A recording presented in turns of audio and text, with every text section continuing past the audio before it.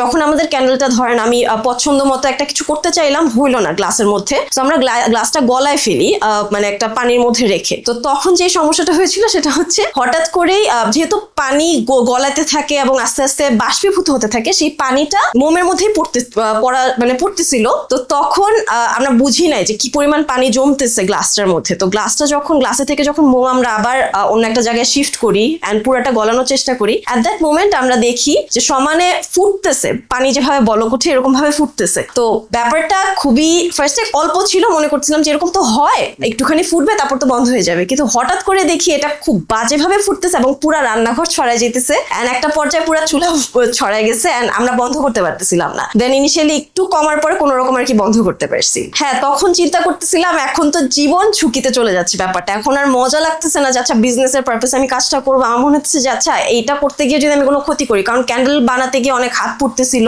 মনে হচ্ছিল যে মানে নিজেরই ক্ষতি হবে, এরকম হাত কয়েকবারও পুড়ে গেছে। যখন অনেক ফেইলিয়ার হচ্ছিল একটা পর্যায়ে মনে হচ্ছিল আচ্ছা মানে পারবো কি, এত জিনিস আমরা ওয়েস্ট করতেছি, হাড়ি বলেন র ম্যাটেরিয়ালস বলেন সব নষ্টই হইতেছে, কিন্তু কোনো আউটকাম আসতেছে না। একটা টাইপে দেখি যে না খুব ভালো আউটকাম আসছে, তখন আমরা ওইটা ফলো করতে করতে একবার দুইবার তিনবারের সময় দেখি যে না ব্যাপারটা ঠিক মতো হয়েছে। মাত্র আমাদের জাস্ট ক্যান্ডেলে আগুন লেগে গেছে এন্ড বানানো অবস্থায় আগুন লেগে সেটা আমরা যখন একটা প্লাস্টিকের পাত্রে ঢালা হয়েছে, পাত্রটা গলে এই হচ্ছে কারেন্ট কন্ডিশন। এবং এই জিনিসটাও হয়, আগুন লেগে যায় ক্যান্ডেলের মধ্যে। আমার যেহেতু ক্রাফটিং এর প্রতি একটু ঝোঁক ছিল ছোটবেলা থেকেই, করোনার পরপর এই জিনিসটা অনেক বেড়ে যায়, কিন্তু ক্রাফটিং এর মার্কেটটা আমাদের দেশে অতটা গড়ে উঠে নাই এবং খুব একটা মানুষজন মানে সত্যি কথা বলতে পাত্তা দিচ্ছিল না। কিন্তু এরপরে আমি দেখতাম যে টুকিটাকি ক্যান্ডেল বানাচ্ছেন। আমার নিজের ক্যান্ডেলের প্রতি বেশ ঝোঁক ছিল, স্পেশালি সেন্টেড ক্যান্ডেলস। শুধু ক্যান্ডেল দেখতে তো ভালোই লাগে, কিন্তু সেন্টেড ক্যান্ডেলস গুলো আমি ইউজ করতে পারবো, দেখতে সুন্দর লাগে,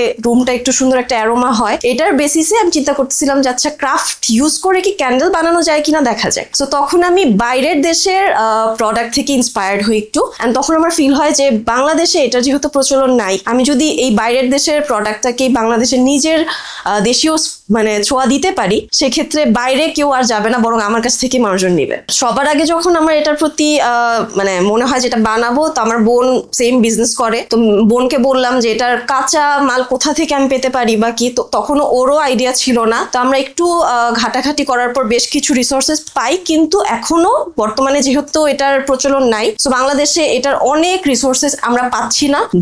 আমার যেহেতু এর আগে একটা বিজনেস ছিল যেটাতে আমি চায়না থেকে প্রোডাক্ট আনতাম, সো এখন কারেন্টলি আমি চায়না থেকে বেশ কিছু রিসোর্সেস আনার চেষ্টা করতেছি। ক্যান্ডেল এমন একটা জিনিস যেটাতে একবারে কোনো রেজাল্ট আসে না, প্রতিবার একটা ফেইলিয়ার ফেস করি। সো 1 মাস আমি এরকম ট্রাই করতে থাকি, এরর হতে থাকে, ট্রাই করতে থাকি, এরর হতে থাকে, এন্ড একটা টাইমের পর যেটা হয় আমি বুঝতে পারি যে না এখন ফাইনালি আমার পছন্দের আউটকাম গুলো আসতেছে, সমস্যাগুলো কোথায়। এরপর গিয়ে আস্তে আস্তে আসলে অ্যাকচুয়াল আউটকাম আসে। এরপরে সাডেনলি যেহেতু পোস্ট করা শুরু করে, পোস্ট করার পর একটা বাল্ক অর্ডার আসে 100 পিসের, একদম ফার্স্ট অর্ডার আমাদের। এন্ড দেন আমরা উইদিন 3 days এটা পুরোটা রেডি করে ডেলিভারি করি। 100টা ক্যান্ডেল তৈরি করতে গিয়ে আমরা ঘুমানো ভুলে গিয়েছিলাম। এন্ড প্রত্যেকটা different colour, different smell. Friend family থেকে তো ফার্স্টে যখন আমাদের ফেইলিয়ার হচ্ছিল সবাই আমাদেরকে একটু নিরুৎসাহ করতেছিল যে নতুন আর কি দরকার, যা করতেছো তাই করো। তারপরে যখন আস্তে আস্তে আউটকাম সুন্দর আসে এবং এটার রেসপন্স আমরা পাই মার্কেটে খুব ভালো, তখন তারা খুব উৎসাহ দেয়। এন্ড এখন সোফার আমরা ফ্রেন্ডদের কাছ থেকে এবং ফ্রেন্ডদের কাছ থেকে খুব ভালো রিভিউ পাচ্ছি। মানে 3 মাসের এই বিজনেসে অলরেডি রিভিউ পাচ্ছি যে তোমাদের ক্যান্ডেল অনেক সুন্দর, তোমাদের ক্যান্ডেলের স্মেল অনেক সুন্দর, অন্যান্য যাদেরটা থেকে নিছি এদের থেকে তোমাদেরটা অনেক বেটার দেখতে।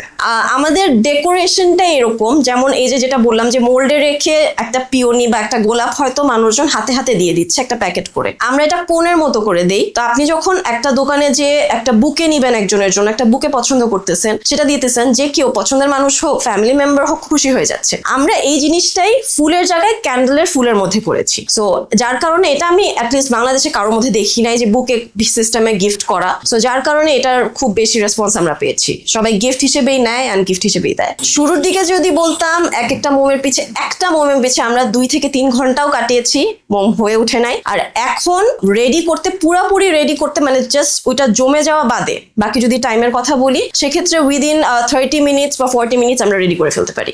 ফাইন্যান্সিয়ালি সোফার ক্যান্ডেলের বিজনেসে যেটা আমরা দেখেছি, আমাদের যেহেতু সেন্টেড ক্যান্ডেল সো এটার প্রাইস একটু বেশি হয়, বাট হ্যাঁ এটাতে প্রফিটও আমরা অনেক বেশি পাচ্ছি। মার্কেটে যেহেতু এটার চাহিদা অনেক বেশি সো আমাদের এটার জন্য প্রচুর পরিমাণে ইনভেস্ট করা লাগতেছে না। আর ক্যান্ডেলের একটা প্লাস পয়েন্ট হচ্ছে ক্যান্ডেল কখনো নষ্ট হয় না। যে কোনো প্রোডাক্টের আপনি গুড়ামালের ব্যবসা করলে গুড়ামাল কিছুটা নষ্ট হবে, সাবানের ব্যবসা করলে কিছু সাবান নষ্ট হবে, কিন্তু ক্যান্ডেল যতই কালার মিক্স করি যাই করি না কেন স্মেল যদি ঠিক থাকে সেক্ষেত্রে ক্যান্ডেল কখনো নষ্ট হয় না, এটা আমি রিইউজ করতে পারি। সো আমার এটাতে কোনো লস নেই, বরং বারবার লাভই হয় অ্যান্ড প্রফিটের দিকেই আমি আছি আলহামদুলিল্লাহ। যেহেতু আমরা কাচের গ্লাস ইউজ করি, প্লাস্টিকের কোনো কিছু ইউজ করি না, সেক্ষেত্রে যেটা হয় ডেলিভারির ক্ষেত্রে মাঝে মধ্যে গ্লাস ভেঙে যায়। তো এই ক্ষেত্রে হ্যাঁ আমাদের কিছুটা রিফান্ড পলিসি আছে, আমরা রিফান্ড করে দিই। আদারওয়াইজ সে যদি চায় যে আমি রিফান্ডের টাকা নিব না, আমি এটা আবার চাচ্ছি, সেক্ষেত্রে আমাদের হয়তো রিমেক করে দেওয়া লাগতেছে। তো আমরা চেষ্টা করি অতটুকু প্যাকেজিং মেনটেন করতে যেন এটা না ভেঙে যায়। মেলাতে আমরা অনেক কোয়েরি পাই এবং প্রচুর অ্যাপ্রিসিয়েশন পেয়েছি। যারা এসেছে বলেছে তোমাদের প্রোডাক্ট অনেক সুন্দর, কিন্তু হ্যাঁ প্রত্যেকের একটা আফসোস থাকে এবং এটা জিজ্ঞেস করে, আমি খুব অবাক হইতাম ফার্স্টে যেটা কেন জিজ্ঞেস করে, মোমই তো বেচতেছি,